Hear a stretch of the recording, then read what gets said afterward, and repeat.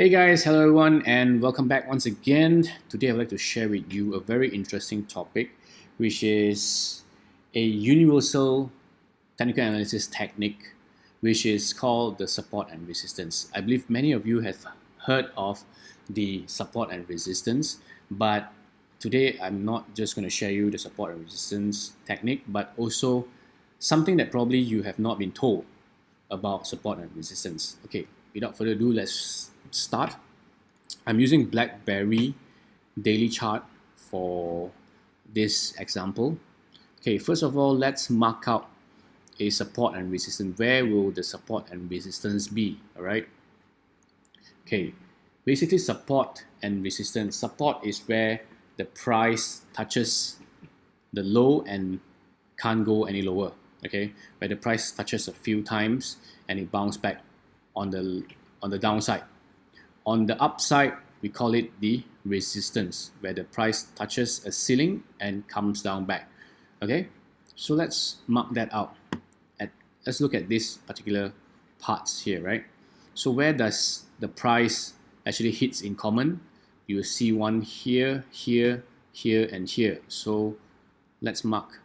Okay, that's the resistance zone, and then here will be the support area, right? All right, and you're probably going to argue that, okay, here there is one support area as well.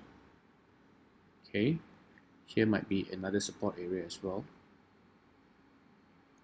Well, it doesn't matter, right?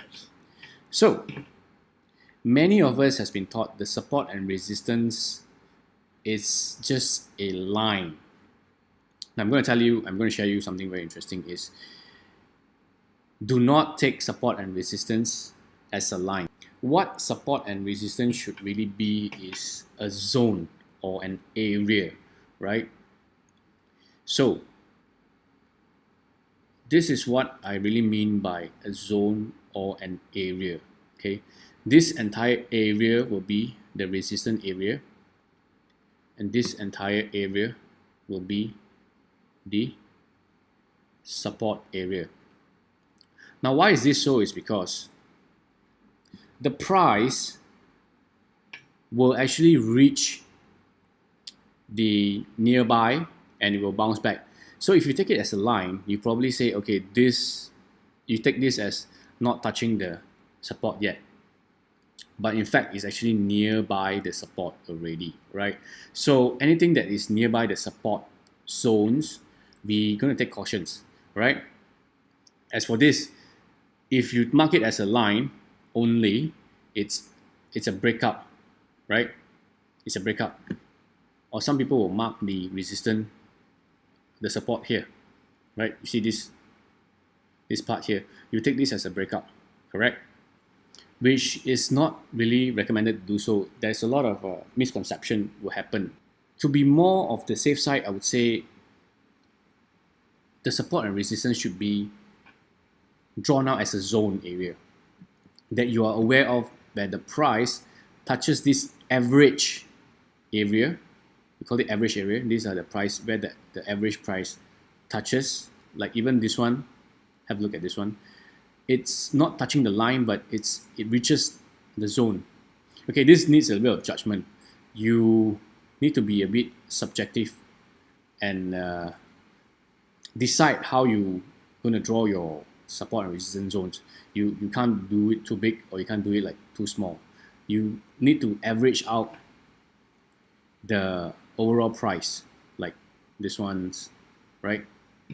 So then by looking at the support and resistance zones, anything that breaks out the zone, then we consider that as a valid breakout.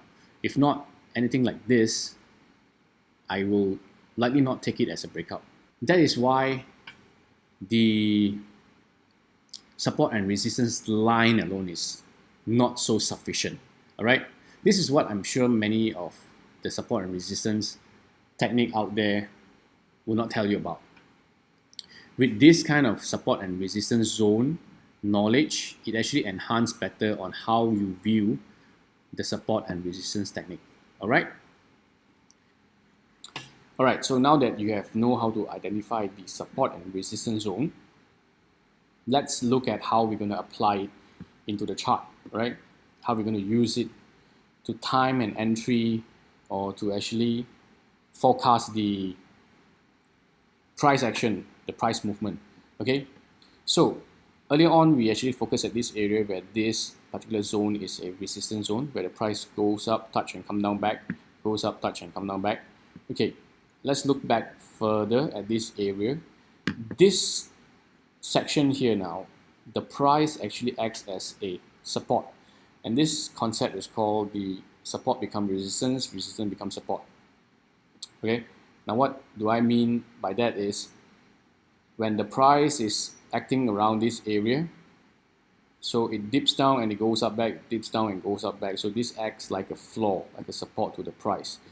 So it dips down, goes up back, keep on going up, and then all of a sudden it actually comes down all the way, and now this is called a breakthrough, right? This is a breakout, and now the support has become a resistance to this current price action now, right? This is called the support becomes a resistance.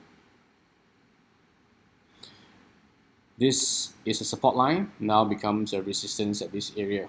So now it has a new support here, okay? So what happens here? Where the resistance has been break out and now it becomes a support back until it breaks down back this area, it becomes back a resistance. So to actually make a decision, say for instance, if the price go all the way down here and it makes this kind of action, what can you actually anticipate? When you actually know how to map out where is the support zone, resistance zone is, you can roughly gauge that when things are happening around here, the price will actually bounce up again. Okay, so that's how we use the support and resistance to time the entry to the market, right? To buy or to sell. All right, that's all for support and resistance. I hope you actually gained something, some insights and some knowledge about support and resistance. And I hope you enjoyed the video. Thank you and see you again.